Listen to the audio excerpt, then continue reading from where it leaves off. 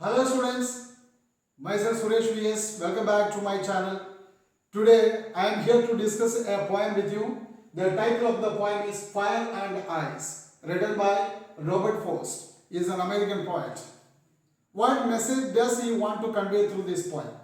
He wants to tell us that one day this world will come to an end as a result of human misdeeds. Misdeeds means our bad work or actions. He is very much sure about the destruction of the world, the destruction of the humanity. So he finds two possibilities here. It can happen either by fire or ice. He compares both these components, that is, fire and ice, with self-destructing human emotions. They are desire and hatred. Now let us see the poem.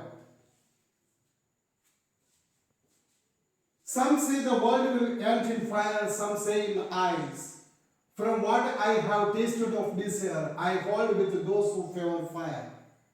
But if it had to perish twice, I think I know enough of it to say that for destruction, ice is also great and would suffice.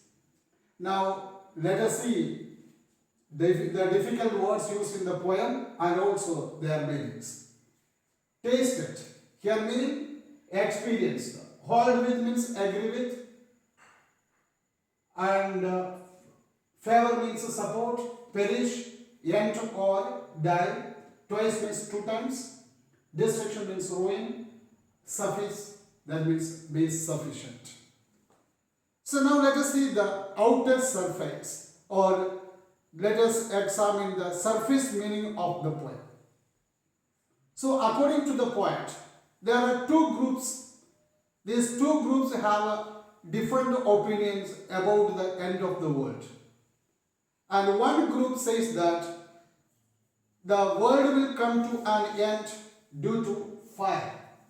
And another group says that it will come to an end due to ice. But the poet favors the first one. He opines that the world will come to an end due to fire.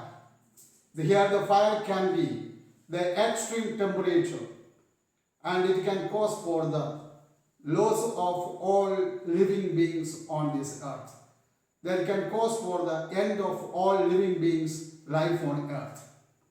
And the second group says ice is sufficient enough for the destruction of humanity or the end of this world.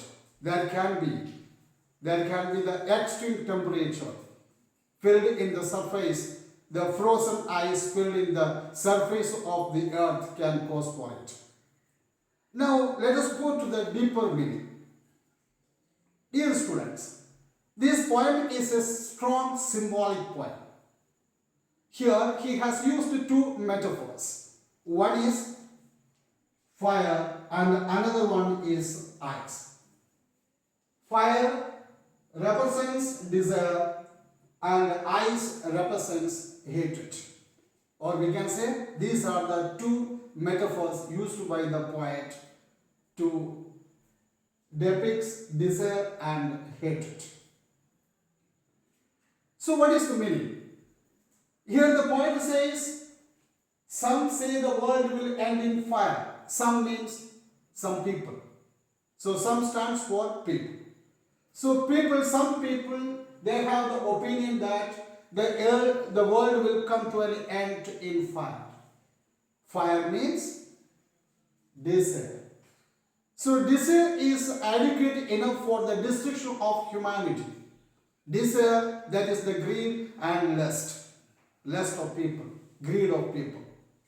You might have seen, if you examine the history of as many of the battles, many of the world wars, like the First World War and Second World War, the root cause for this was the desire. And again, what we are facing now, this COVID-19, that may be, the intention behind it may be amassing wealth or the greed or destroying others. So the desire that has the burning capacity it can destroy the entire humanity. And the second group say that ice, that is, the ice stands for hatred. So the hatred, that is the cold hatred. The cold hatred means it can freeze our mind. It make us senseless. It make us cruel. So we start to show cruelty to others. So this cruelty, this hatred, that will be the cause for the end of this humanity, the whole living being. That is the opinion of the second group. So here the poet is bringing us to the middle of two groups, those who are in debate. And the poet says, from what I have tasted, that means what I have experienced of desire, I hold with those who favor fire. So he says that he favors those people who support the fire or desire that will cause for the end of the world. Why? Because he tasted it. That means he had experienced it. So he knows very well about the effects of such desire, the burning desire of human beings. He had experienced it. So here he supports the first group. Now let us come to the second stanza. But if it had to perish twice, perish means die or end.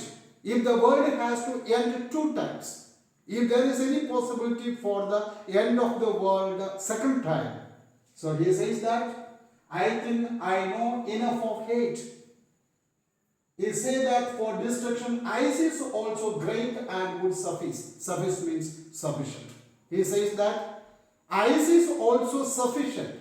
It's sufficient enough for the destruction of entire humanity and world.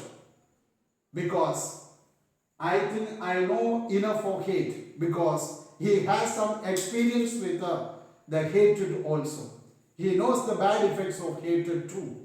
So he says that if the world, it has the possibility to end the second time, it can be happen by ice also. That means hatred also. So it is also equally destructive like the first one, that is desire. Now let us see what is the rhyme scheme. Here the rhyme scheme, the first line ends in fire. So let us start it as A, and here ice, so B, and desire, it rhymes with the fire, so it is A. And next again you can see that fire, it rhymes with the desire and fire, so A. And twice that rhymes with the ice, so let us take it B. And hate, you see that it rhymes with the then C we can give. It doesn't rhymes with anyone, so we can give a C here. Then ice, that is B, it rhymes with the twice. Then again great, that is rhyming with then hate, C, and last one suffice, that rhymes with the I, so B. So what is the rhyme scheme? The rhyme scheme is ABA, ABC and BCB. Now dear students, let us see what are the poetic devices used. Even though it's a short poem, as so many poetic devices are used here. And first one, that is assonance. You know what is assonance? Assonance, that is the repeated use of vowel sounds in a line. Here the vowel sounds used here, halt with those here, O and O. These sounds are repeated. So we can say that this is the example for assonance. Now next poetic device used here, that is alliteration. What is alliteration? Alliteration, that is the use of consonant sounds in the beginning of words, then in a closely place the words. So here the consonant used here, one is favor, fire, F. This is an example for alliteration. And one more is here, that is the repeated use of consonant sounds W. So world will. This is also another example for alliteration. And another device used here, there is imagery. The imagery, that is a figurative language that represents objects or the actions. Here you see that some say the world will end in fire. There is an imagery used. Same like to say that fire for destruction, ice is also great. This is another imagery used. Then again, another poetic device used here, this is anaphora. Anaphora, you know, dear students, that is the use of same word or sound in the two consecutive lines. That is in the beginning of two consecutive lines.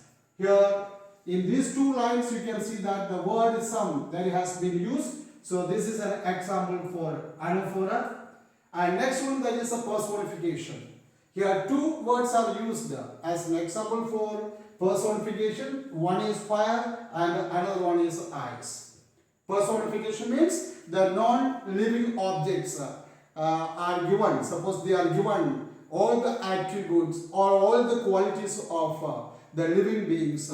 It is known as personification. Here the fire and ice, they have the ability to destroy everything or destruction power that is there. So this is the best example for personification here. And the last one, that is enjambment. The enjambment, that is the continuation of the lines without any punctuation marks. Here you see that the line start, I think I know enough of age to say that for destruction, ice is also great and wood is suffice. You can notice that the full stop comes here. In between, there is no comma, colon or any other punctuation mark. So it's an example for enjambment. These are all about the poetic devices. Now let us see what is the central theme of the or central idea of the poem. Human emotions are destructive. Our emotions, human emotions, they are destructive. In what sense or what case? When allowed to run out of control. If we don't control our human emotions, they are very much destructive. They can cause for the destruction, the entire humanity and even the world. Dear students, I hope you understood the poem very well. Please don't forget to like and subscribe my channel. Thank you very much.